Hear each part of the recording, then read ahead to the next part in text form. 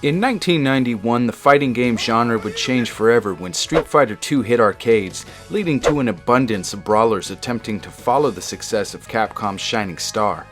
During this time, video game developer ADK would grow their relationship with SNK, the creators of the Neo Geo, resulting in many games being released for the console throughout its life, but arguably their most successful franchise would become World Heroes, which was originally released to arcades in 1992, with 3 sequels to follow in 1993, 1994, and 1995. This series would see ports hit other home consoles as well, including the Super Nintendo, Sega Genesis, Game Boy, and Sega Saturn. What set World Heroes apart from other fighting games at the time was its unique story. The game features fighters from many different points in history, gathered for a tournament held by a scientist that has perfected time travel. Most of the characters seen in the series are based on real-life people. Some of the inspirations are more obvious than others.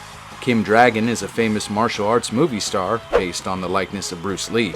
Muscle Power is an American pro wrestler with an appearance quite similar to WWF's Hulk Hogan. Other cultural references include Captain Kidd, inspired by Scottish sailor turned pirate Captain William Kidd. Jack carries inspiration from the urban legends surrounding the world's first serial killer, Jack the Ripper. This vast diversity of characters, as well as stages designed specifically for each and every one of them, helped to create an atmosphere different than many other fighters at the time. SNK experienced some difficult times after the years of success that came with the Neo Geo. During the mid to late 2000s, as retro gaming started growing its presence in the industry, SNK would release compilations of some of their most successful franchises from the 90s, and on March 11, 2008, we would see all 4 releases in one compilation disc for the PS2 entitled World Heroes Anthology.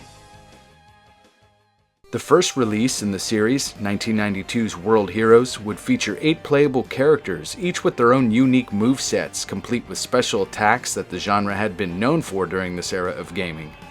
This game features a 3-button layout with 1 punch, 1 kick, and 1 button designated for throws. If punch and kick are pressed at the same time, the player will perform a stronger attack. The 2 modes of play are Normal Mode and Deathmatch. Normal Mode places the player against CPU-controlled opponents in no particular order, where the objective is to defeat your opponent in order to progress to the next one. Bonus rounds appear every few matches with timed objectives, such as beating a boulder into a sculptured statue. Defeating each opponent will grant the player a chance to take on the game's final boss, who has the ability to morph into the other fighters from the game's roster, similar to Shang Tsung. But before you go yelling "rip off," World Heroes was actually released first, making them the innovators of this idea. Deathmatch is a unique inclusion where 2 fighters are placed in a ring filled with various hazards like oil puddles that cause the fighters to slide around, as well as spiked walls and electrified barriers that cause damage. Combine some of these elements together and you've got an experience that we truly hadn't seen in a fighter before. By the time that World Heroes 2 had released, the landscape of the genre was changing very quickly, with games like Mortal Kombat and Street Fighter II Turbo recently releasing, and games like Fighter's History, Eternal Champions, and Samurai Showdown quickly on the way. After the events of the first tournament, comprised of fighters from different periods, Dr. Brown was unsuccessful in finding the best fighter in history, therefore the tournament would happen once again. This time, World Heroes 2 would introduce 6 new playable fighters into the mix, complete with their own unique stages and movesets. In addition, gameplay has sped up a bit. This installment would also introduce the projectile counter feature, which allows the player to not only block an opponent's projectile, but also send it flying back at them. Just like in the game's predecessor, the main game mode places the player against a series of opponents, with the goal being to progress through each one to the game's final boss, with a few bonus stages thrown in along the way. Deathmatch returns here, and this time both players share a rubber band style health meter. Draining the meter to a specific fighter's side will result in a knockdown, where the player has the ability to rise back to their feet by rapidly pressing the attack buttons.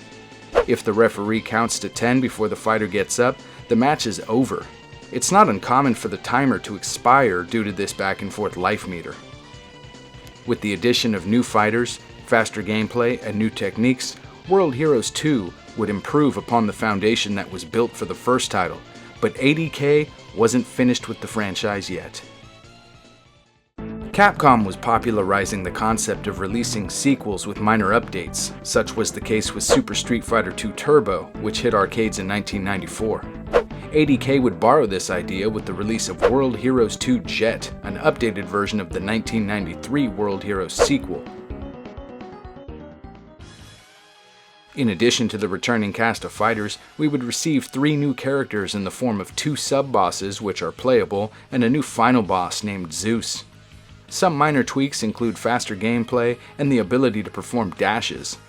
The biggest change for Jet would come in the form of new game modes, with normal mode and deathmatch being replaced completely. The 2 new options would become Entry to the Tournament and Forging of Warriors. Forging of Warriors allows the player to select not only his or her fighter, but also the opponent, with each fight taking place in character-specific stages like the previous titles. The biggest difference here is the fact that after each fight, the player will be returned to the character select screen, no matter win or loss.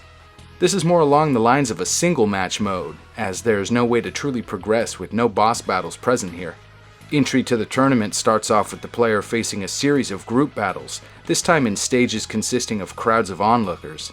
Eventually the player will face off in one-on-one battles where sub-bosses and finally the main boss will need to be defeated to complete the mode. Even though World Heroes Jet was an update to the second game in the series, the new game modes offered up a lot of new experiences for fans that were hungry for more fighting games, and those fans would get one last game. It's safe to say that by 1995, the fighting game genre was a crowded place with multiple entries from veteran series like Street Fighter, Mortal Kombat, and Fatal Fury, as well as innovative newcomers like Clay Fighters and Killer Instinct, not to mention the fact that 3D fighting games were on the verge of becoming bigger than ever. But ADK wanted to close the chapter on the World Heroes series with one last title.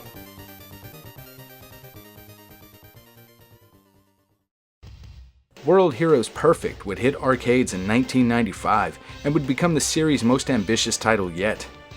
As Dr. Brown organizes the final tournament, some fighters vouch to become the greatest in history, while others are simply out for revenge. With a total of 19 playable characters, there's a larger selection than ever before, with more colorful and detailed stages to go along with this collection of fighters.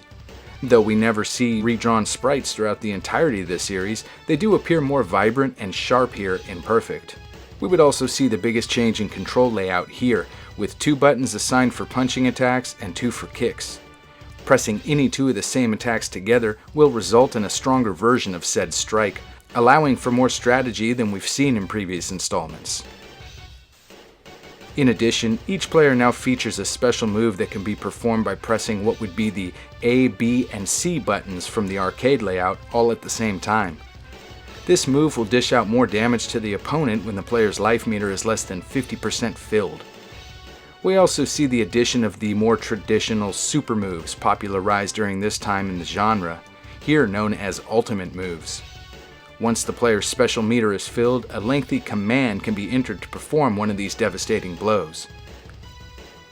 Perfect would be the first game in the series to feature only one mode of play, which would closely resemble the normal mode seen in the first 2 titles. Here the player must select a fighter and progress through opponents on the way to the boss battles. Even though there's only one mode of play here, the addition of new playable characters, levels, controls, and abilities are enough to make this game feel fresh and exciting.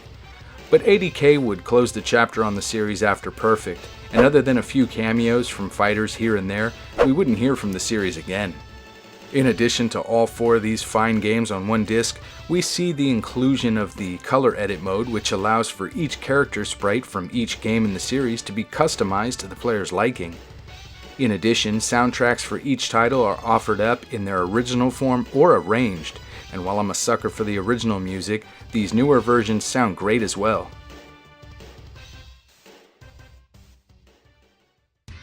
As fighting games progressed throughout the years, the oversaturation of the genre helped to kill off the buzz that games like Street Fighter II and Mortal Kombat kicked off. And even with retro gaming becoming so popular in recent years, the genre will most likely never return to the heights that it once saw. Games like World Heroes were a big part of my childhood, and even though they were fictional creations, fighting games taught me that even the ones we least expect to succeed can rise above and conquer. Memories still remain of blockbuster fighting game rentals and sleepovers with friends while we attempted over and over again to defeat bosses and catch glimpses of those coveted 16-bit ending cutscenes. These collections are must-haves for my library of games, and I'm truly thankful that SNK brought these arcade collections home. If you have a favorite fighting game series or memories of the genre that you'd like to share, I'd love to hear your stories in the comments section. And if you'd like to see some fighting games covered that I haven't yet gone over, just let me know. Until next time, I do thank you for watching.